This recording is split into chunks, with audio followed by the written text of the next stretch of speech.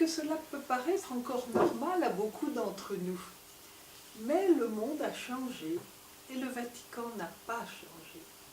L'Église, qui autrefois a été libératrice pour les femmes, a raté le rendez-vous de l'émancipation des femmes. Désormais, un fossé considérable sépare l'Église de la société civile. Ceci veut dire que toute femme catholique, tout homme s'il soutient leur cause, moi en particulier je le ressens comme ça, ne peut que se trouver dans une position clivée. Il y a un hémisphère cattolique e un emisfero sociale.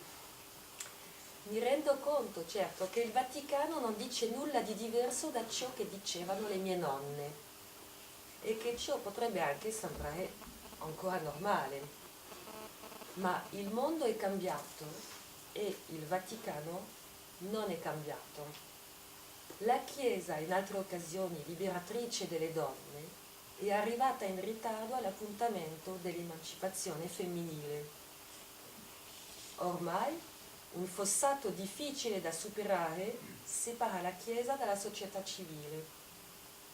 Ciò significa che ogni donna cattolica, ogni uomo, se ne sostiene la causa, non può che trovarsi in una situazione di spaccatura. Un emisfero donna cattolica et l'autre société civile. Alors, si j'en viens maintenant au fond du différend, du désaccord, je le vois tout entier découler de la lecture de la Genèse que nous avons fait ensemble. Le Vatican a une lecture androcentrique de ces versets. Il ne prend pas au sérieux l'égalité homme-femme dont nous avons parlé plus en amont. Bon. Il ne voit pas qu'il n'y a pas de contenu à la différence. Et le magistère romain donne à la femme des qualités spécifiques à partir de ce récit de Genèse 2 que nous avons travaillé ensemble. Ceci est observable dans un document qui s'appelle la Lettre aux évêques, écrit par le cardinal Ratzinger et le cardinal Amato en 2004. Je vous lis le texte. La femme est le vis-à-vis promis, elle est l'aide de l'homme et elle existe pour l'autre. Mais on ne dit pas ça de l'homme, on ne le dit que de la femme. Mais c'est une surdétermination qui, nous l'avons vu, est en contradiction avec le texte, puisque je vous ai dit que dans la création de Dieu, au moment où Dieu fait tomber la torpeur, il n'y a encore ni homme ni femme. Par conséquent, on ne peut pas dire que c'est la femme qui est laide. C'est le fait que l'humanité va avoir l'homme et la femme qui permettra de dire que c'est l'autre qui est l'aide de l'un. Pourtant, la lettre continue, la lettre aux évêques continue, et dit, le texte de Genèse 2, dont on a parlé, montre que le mariage est la dimension première et en un sens fondamental de cet appel à exister pour l'autre. Conclusion, le mariage est la vocation de la femme. Allora, se vado ora in fondo alla controversia, vedo che essa deriva interamente da una lettura androcentrica dei versetti che abbiamo appena esaminato. Non prendendo sul serio l'uguaglianza uomo-donna, la necessità e l'assenza di contenuto della diversità, il Magistero attribuisce alla donna qualità specifiche a partire da questo stesso racconto di Genesi 2. E adesso Anna ha citato un testo importante, la lettera ai vescovi, che è stata scritta dai cardinali Ratzinger e Amato. In essa viene detto che la donna è il pari, il vis-à-vis promesso, che dunque è l'aiuto dell'uomo e che esiste per l'altro. La lettera? No. Ma questo è un eccesso di determinazione, in contraddizione con il testo. E la lettera continua. Il testo di Genesi 2 indica che il matrimonio è la prima e, in un certo senso, la fondamentale dimensione di questa chiamata a esistere per l'altro. Conclusione, il matrimonio è la vocazione della donna. Cet enchaînement à partir d'une exégèse mal posée est un coup de force regrettable. Il installe l'homme au milieu du paysage et met la femme en orbite autour de lui. Voilà, la femme est en orbite autour de l'homme qui est au centre. Comme un satellite docile. Telle est la vision androcentrique du magistère. Tout part d'un masculin qui est devenu la référence, mis au centre et qui organise le reste autour de lui. Il est la norme, elle est la différence. Elle n'existe pas pour elle-même, mais pour l'autre. Le conseguenze che si sono susseguite a partire da un'esegesi sbagliata sono un atto di forza deplorevole. L'uomo viene posto al centro del paesaggio e la donna. De toute façon, comme la femme est pour l'autre, eh bien, le magistère aura une vision particulière de la femme. Il va appeler ça le différentialisme, c'est-à-dire qu'il installe un système fondé sur la conviction que les différences entre les hommes et les femmes sont inscrites si profondément dans leur nature qu'elles commandent les comportements. Ainsi, la lettre aux évêques dont je viens de vous parler dit, je cite, « La femme garde l'intuition profonde que le meilleur de sa vie est fait d'activités ordonnées à l'éveil de l'autre, à sa croissance, à sa protection, malgré le fait qu'un certain discours féministe revendique les exigences pour elle-même. Vécue ou en puissance, cette capacité est une réalité qui structure la personnalité féminine en profondeur.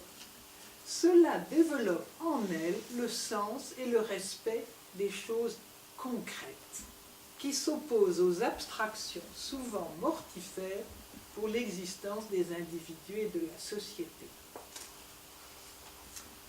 A partire da ciò non è difficile rincarare la dose dei determinismi femminili.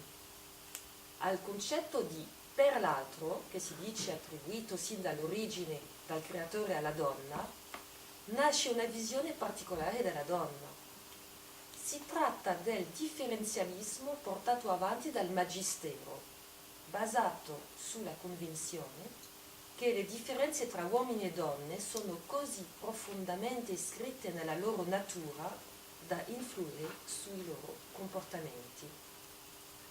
Così la lettera ai vescovi dice: nonostante il fatto che un certo discorso femminista rivendichi le esigenze per se stessa, la donna conserva l'intuizione profonda che il meglio della sua vita è fatto di attività orientate al risveglio dell'altro, alla sua crescita, alla sua protezione.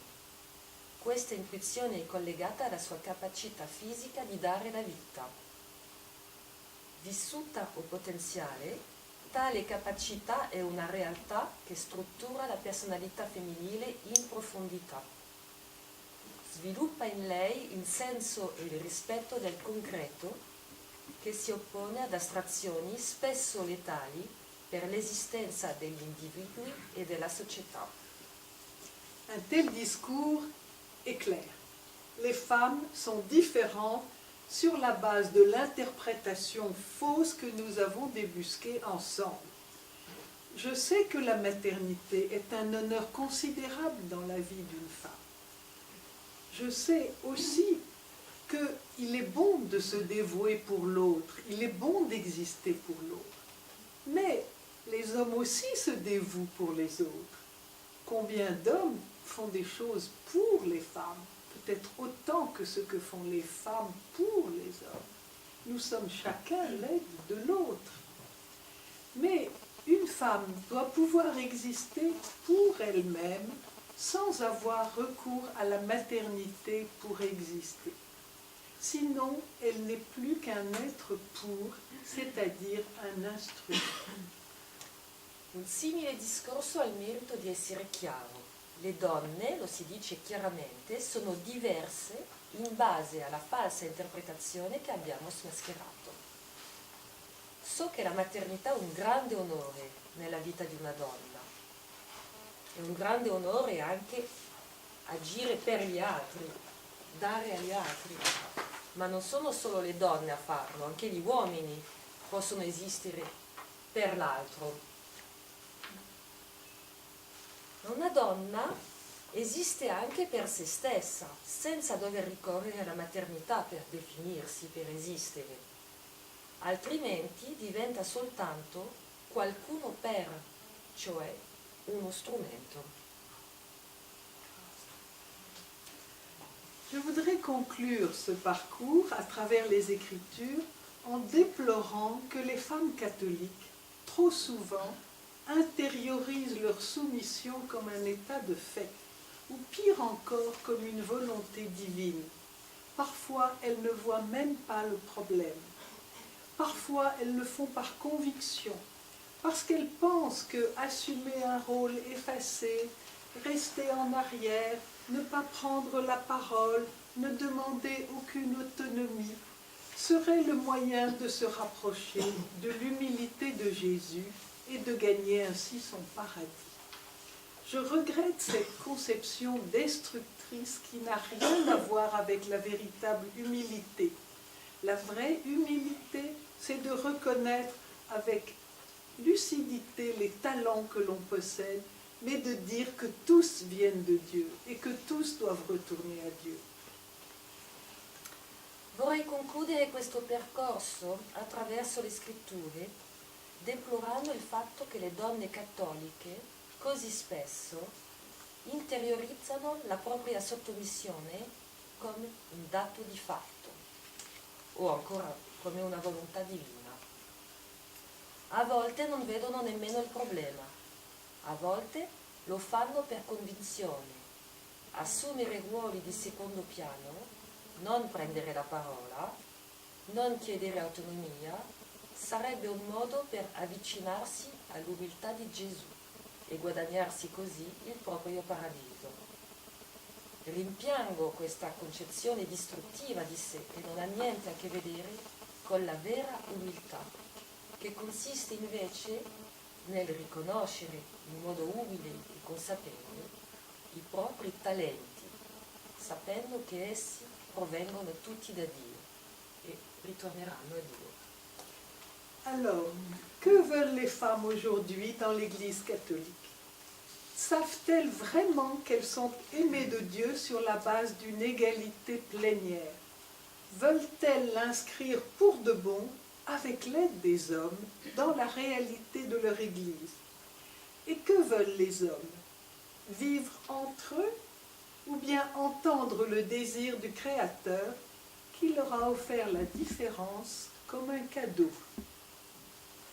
Allora, che cosa vogliono le donne oggi nella Chiesa cattolica? Sanno davvero che sono amate da Dio in base a una piena uguaglianza? Vogliono che ciò diventi davvero, con l'aiuto degli uomini, parte integrante della realtà della loro Chiesa? E che cosa vogliono gli uomini? Vivere tra di loro o ascoltare il desiderio del Creatore che ha donato loro la diversità? Come un regalo. Come un regalo. Ecco, grazie a lei.